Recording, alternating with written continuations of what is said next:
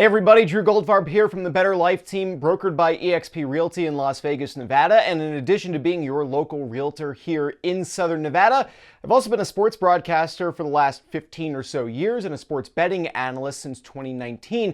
So let's take a closer look at tonight's Vegas Golden Knights game against the Tampa Bay Lightning, where the Knights find themselves in the unusual for them position of being moneyline underdogs. BetMGM currently has the Knights at plus 125 to pick up the win in this game. Tampa Bay minus 150 as a money line favorite. Now that is a little unusual for Vegas, and maybe even more unusual is the fact that compared with computer models, you're getting a bit of plus EV taking the Knights to win straight up. So the implied odds of plus 125, meaning the amount of times you would have to hit, the frequency you would have to hit on that bet to break even in the long run, is 44.44%. So if you hit 45% of the time on a bet that pays at plus 125, that means you'll make money in the long run. 44%, you'll lose a little bit of money in the long run. Well, if you're looking at MoneyPuck's computer model, they've got the Golden Knights at 44.9%.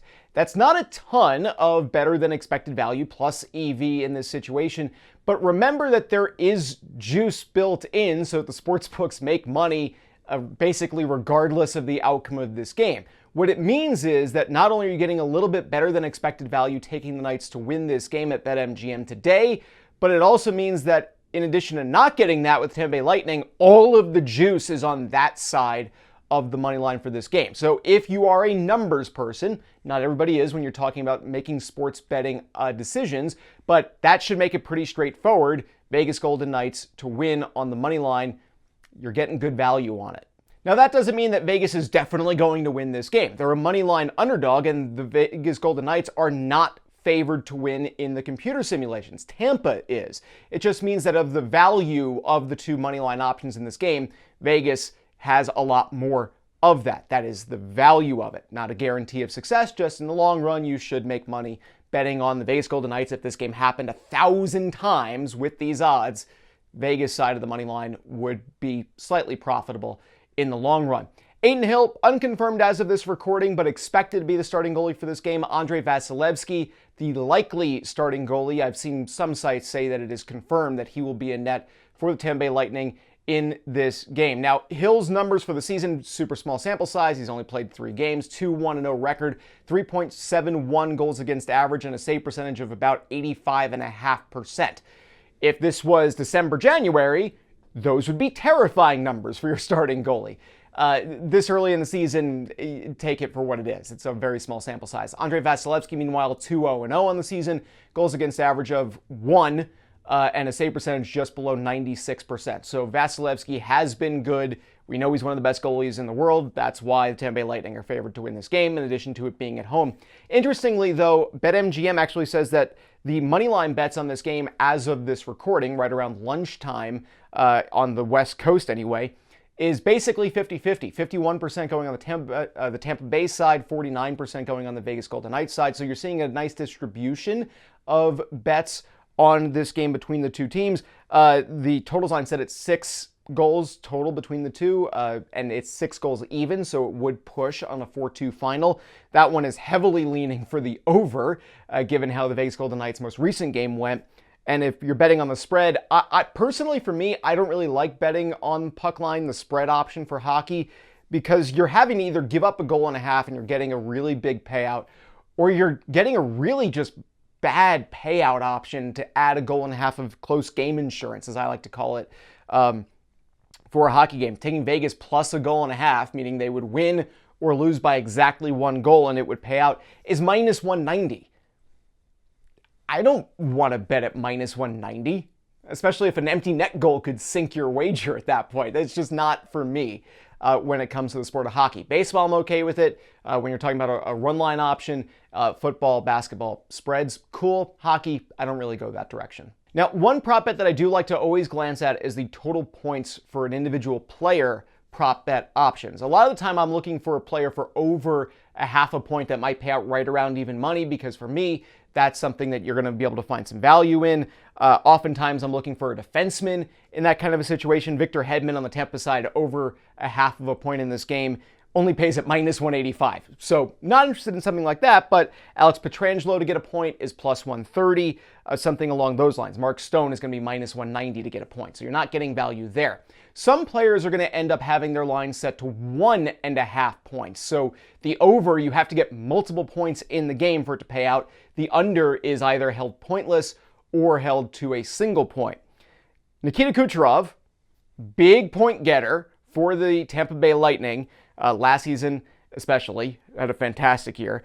Minus 125 to go over 1.5 points. I typically don't like betting on a player to have a multi-point game because even if they're going to top 100 points for the year, that's still not a high frequency, and you have a goalie with an average game. You could still have Tampa get 5 goals in this game, and Kucherov might only have a hand in one of them.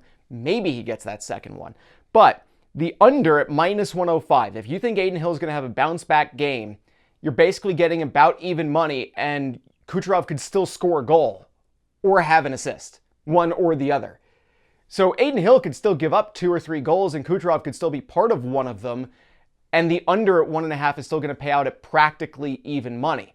Is it a coin flip that Kucherov is going to basically be held without a point or to just 1? I think there's something that could be said for taking the under on that.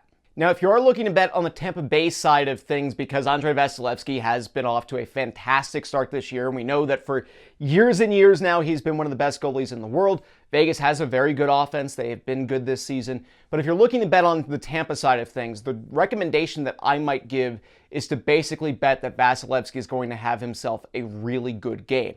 You could take Vasilevskiy to allow under 2.5 total goals. That's what his line specifically is set to.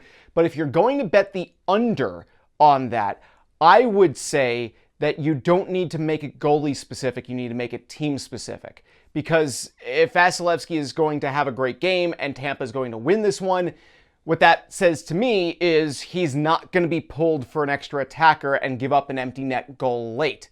So no reason that you have to tie it to Vasilevskiy for under 2.5. The Vegas Golden Knights under 2.5 goals, including overtime and shootouts, pays at plus 105. So the betting options that I would propose to you if you're betting on the outcome of this game is either to take the Golden Knights to win on the money line because you're getting really good value at plus 125, or to take Vegas under 2.5 total goals at plus 105. I think that either of those has to pay. One of those two bets should pay out. The Tampa Bay Lightning with Vasilevskiy in net, I know, famous last words, but Vegas Golden Knights up against Vasilevskiy, either they're going to beat him and they're going to beat him and they're going to win the game and pay out at plus 125, or Vasilevskiy is going to have an Andrei Vasilevskiy night, and that means the Vegas Golden Knights are not going to win and they're not going to score more than 2 goals. That's how I would approach this game. Those are the two options that I would say are probably the most bang for your buck if you're going to bet on the outcome. Vegas to win or Vegas under 2.5 total goals. Either way, you're getting an above even money payout.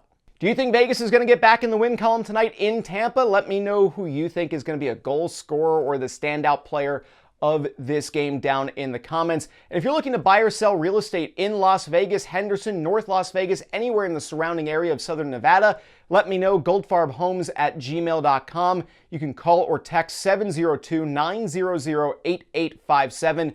We'd love to help you buy or sell a house in Southern Nevada. I'll see you soon.